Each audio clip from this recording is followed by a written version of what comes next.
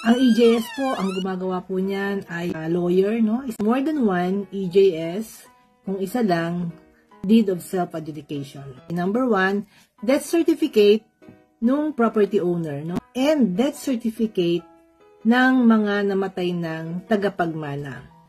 Number 2, mga kopya ng titulo, no? Titulo or tax declaration. Maganda din na magdala ng marriage contract, no? Kung mag-asawa yun nandun sa title. And kailangan ang marriage contract din ng mga tagapagmana. Di po married, no? Din po kayong tinatawag na senomar.